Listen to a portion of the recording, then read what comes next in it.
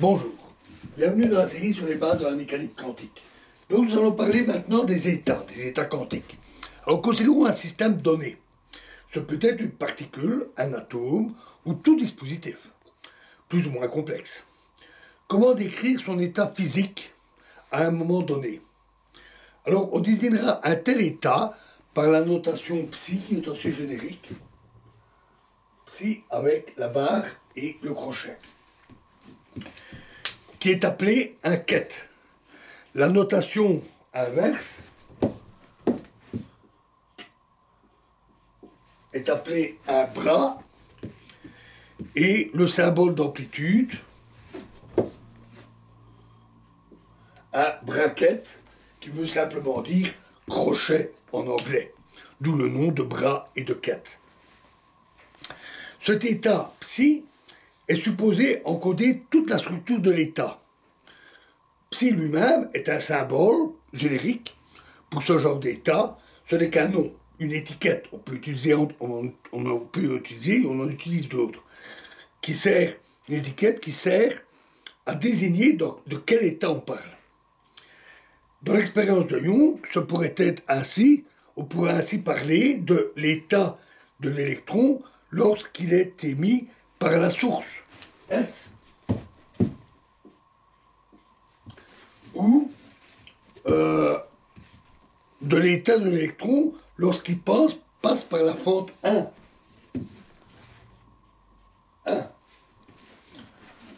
Ou encore de l'état de la particule lorsqu'elle arrive sur le détecteur en X. C'est alors dans l'état X. On peut même parler ou de l'état de l'électron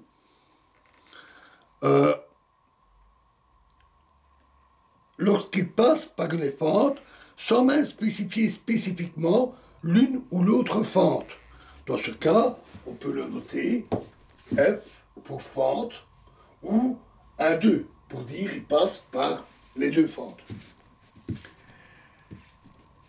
On pourrait aussi spécifier l'état d'un électron doté d'une impulsion bien définie, P. Tout comme cet état désigne une position bien définie. Avec une impulsion bien définie, dans ce cas, sa position est totalement indéterminée, comme nous le savons.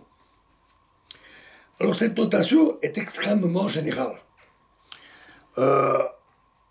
Elle peut servir à bien des choses. Mais nous verrons rapidement à quelles règles et contraintes doivent obéir les états quantiques. Bien entendu, ces états peuvent varier dans le temps. Ce qu'on notera, par exemple, psi de t. Pour indiquer que les différents paramètres psi qui décrivent l'état varient avec le temps, comme une fonction psi de t, une fonction du temps. Alors, il est assez pratique, à ce stade, de distinguer deux types d'amplitude, bien qu'elles soient intimement liées. Et au final, on ne fait plus de distinction. Mais avec ce que nous avons vu jusqu'ici, c'est un peu plus clair de procéder ainsi. Alors commençons par l'amplitude de processus. Prenons deux états possibles pour un système donné, disons A et B.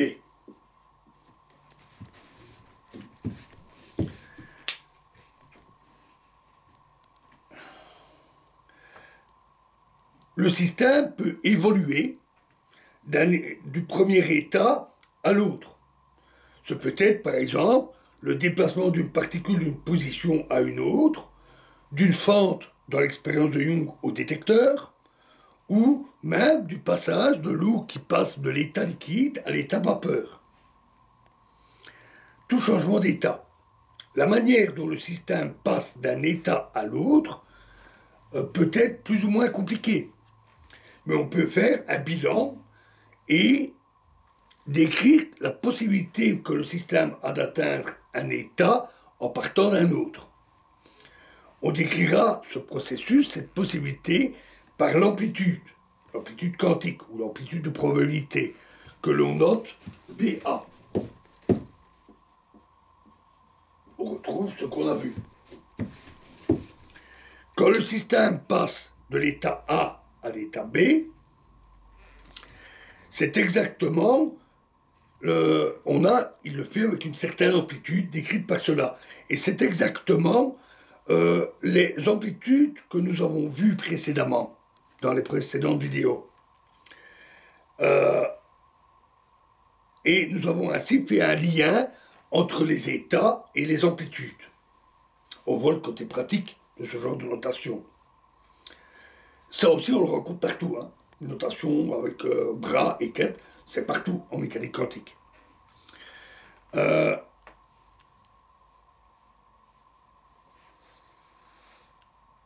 Considérons maintenant un système qui peut être dans deux états possibles, A ou B. Et alors on dira que l'amplitude que le système de l'état dans l'état A soit aussi dans l'état B est BA. C'est l'amplitude d'état. Alors attention, il ne s'agit pas ici d'un processus. À ce stade, on va voir tout de suite, ça va changer. Ce n'est pas le système qui change pour passer d'un état à l'autre, mais la possibilité que le système soit dans l'un ou l'autre état, ou soit trouvé dans l'un et l'autre état. Alors comment est-ce possible? Comment un système dans un état précis pourrait-il être aussi dans un autre état?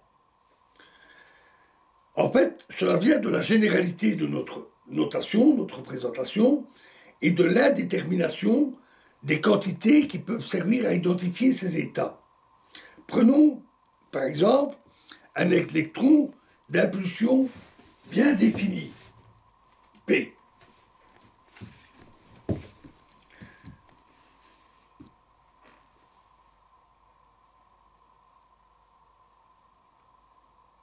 On spécifie seulement son impulsion.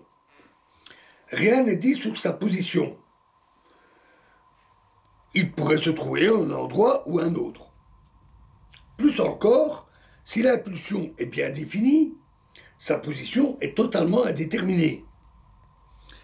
Par conséquent, parler de la possibilité de cet électron soit en X, par exemple, n'a rien d'étrange. En X ou en Y ou autre. N'a rien d'étrange, après déjà tout ce que nous avons vu. L'amplitude que l'électron soit aussi dans l'état X est donc XP. S'il est dans l'état d'impulsion P bien défini, il peut être n'importe où. Il a donc une certaine amplitude d'être dans l'état X et être à la position X.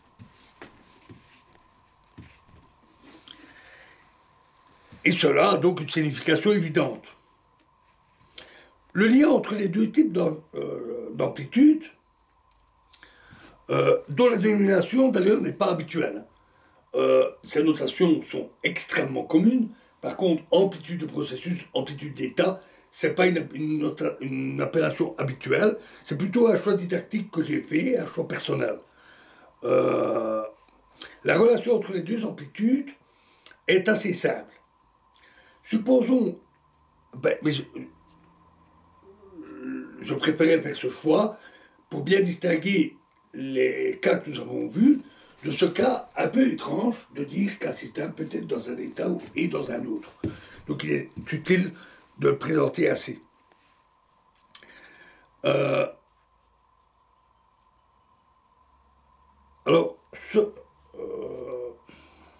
Donc supposons que la particule est dans l'état P, l'impulsion précise, ce peut être une particule qui est émise par une source et qui se dirige vers une paroi, vers un détecteur. Alors plaçons un détecteur sur la paroi en la position X, comme on l'a fait avec les expériences de Young. Si le détecteur réagit à la présence de la particule, avec une certaine probabilité, alors nous savons que la particule est effectivement dans l'état X, avec une position bien précise, bien définie.